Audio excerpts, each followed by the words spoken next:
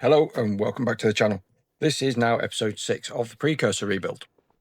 I've done 3 days work this week on the Precursor. I had last week off as a holiday, and it's getting back into this with a bit of renewed vigor. So I didn't film Wednesday, Thursday. I am filming Friday. So this is just me redoing all the gaskets on the cylinder block, because there was air passing by, so I've decided to just replace them all. I'm replacing all the bolts as well in all the flange faces. So when it comes to making gaskets, everyone's got their own way. Now my way is I use a hammer, a punch, and some gasket paper. So I've marked my start location with the base of the part that I am preparing a gasket for. I then punch out a hole, put the gasket paper over the device, and then using a ball peen hammer, I tap around the peripheral of the flange to create a cut on the paper. And the more you hammer, the more it cuts through. But it's all light blows. I don't want to deform the face of the flange. I am just using the hammer, striking slightly downwards just to basically cut the paper off. And I've already made 4 gaskets before you're seeing this video demonstration here, and just going around and it cuts off like that. Then I pop it into this hole I've pre-drilled in the corner of the board, and I'm going to drill out the holes for the bolts. Now I'm making sure the back of the hole is on bare wood or virgin wood, so when I'm drilling through, I'm not drilling through another hole, therefore I'm not going to blow out the paper in the back, so it cuts it off nice and neatly. And then once I withdraw it from my hole, quick dust off with the airline, and that is a gasket done and dusted. So it's cut off nicely around the edge, drilled my holes, all ready to be mounted on. Then it comes to mounting. So using a small amount of steam oil, I'm applying a nice thin coat to both sides of the gasket paper and onto the cylinder block. It helps locate the paper, and also it increases the bond of the seal on the gasket. Now I'm missing some of the hardware here, so I'm only putting a couple in each cylinder cover. I have got new bolts coming, but they are not here yet. So just bolting these on. All these bolts will get replaced when my new hardware arrives. So that's the front cylinder covers on, and then I'm on to the front of the valve slide covers. Now on one side it's got a full pass through, which it drives the lubricator, and on the opposite side it doesn't. So I'm using a small amount of steam sealing compound on the threads of the bolts. It's they're all Whitworth bolts on this. I've had to go out and purchase a load of brand new stainless steel Whitworth bolts, as there was a bit of a mix match on the original hardware, and this is just making it all look nice and sexy, nice and new. So new gaskets, new bolts, get all these flange faces nice and tight, because as I say, when I ran this local on air a couple of weeks ago, every joint was blowing by. It didn't really take much to take the old hardware out, take all the old gaskets off, make new gaskets, and get it all back on again. So yeah, it's all hopefully going to be buttoned up nicely. So that's this side nearly complete. Just got this lubricator manifold to go in and tighten down nicely. Some steam seal on the back of the threads. Now I'm on to the other side of the cylinders. So first, reinstalling the pistons. I have pulled all these out predominantly just to check measurements. So there's a 1/4 hour difference between the size of the piston and the size of the bore, and the bores all look in really good nick, which is really nice to see. The piston rings, they're plenty of end gap, and also they are all free, which is really nice. Now reinstalling the cylinder covers. So I've inspected the gland packing to make sure that is all suitable. Again, new hardware is on its way to rebolt these cylinder end covers on. I'm just loosely assembling, so 2 or 3 bolts in each cylinder cover, small amount of oil on the gasket, just so it's all back in place. Yeah, and as I say, just a couple of bolts going in. The bottom holes on this one were a little bit difficult to line up. just couldn't get the bolt in for some reason. Now, when I started on this project, there was no bolts in the bottom holes, so I think it might have just been a bit of debris just blocking the route in.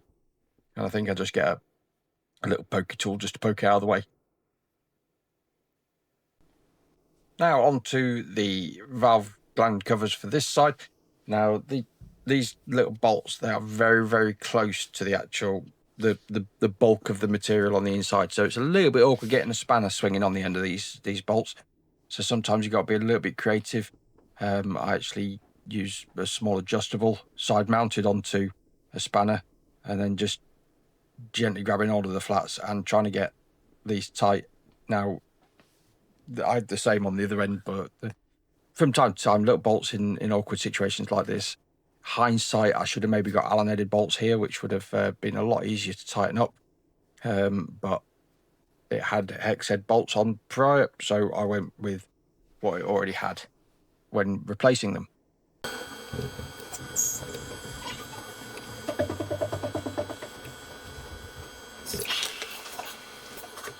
Now it's back on with the valve spindles, the locking collars, and the valves themselves. Now, when I took everything off, I took measurements from specific points so I could make sure things were set nice. So on this one, from the end where you can see the calipers now, that is set, and then the collars are locked against the far end. I will have to come back and check all the valve timing once I've got the wheels back in. But this is just me getting everything reassembled prior to actually getting this chassis into paint, because the paintwork needs some attention. So the whole aim of me getting all this together is getting this chassis ready to go to the paint shop, and I'm just reassembling everything prior to masking off.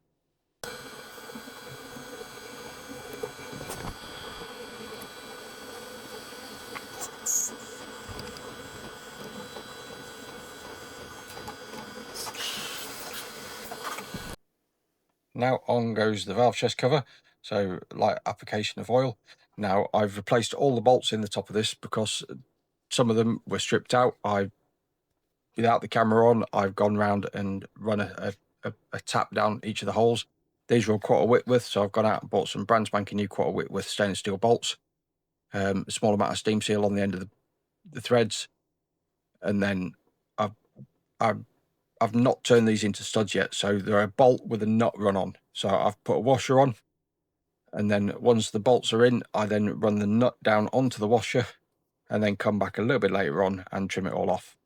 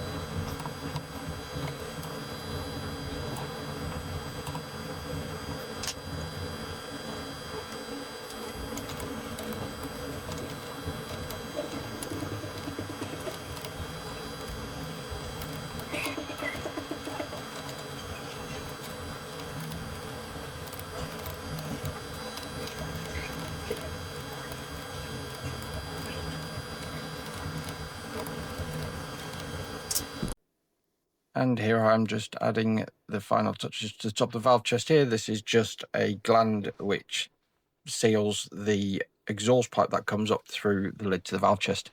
And I've just repacked it with PTFE and brand new bolts. And then once that's all tightened down, quick wipe down, and then I just trim any excess of the gasket paper from around the lid of the valve chest. Then it's a case of chopping off the tops of all the bolts in the top of the valve chest. Now this might not be the correct way of doing it, but it's my way of doing it. And I'm going to salvage all the offcuts of bolts here because they're all Whitworth. So I've ended up with some nice short Whitworth bolts, which might come in useful for something. So I'm not going to throw them away. They're just going to go into a pot and hopefully come in useful for something. And then I just come back with a little sander and just dust off the top of the threads. There is a small protrusion of thread from the bolt, so they don't look horrible. Then it's a case of masking off all the surfaces I don't want to paint. Now, when I stripped all the cylinder ends off and the valve chest ends off, I wire wheeled them, cleaned them all up, and I'm just going to leave them all as bare brass. So I'm just using masking tape and masking off everything that I do not want paint to get on when it comes to the paint process.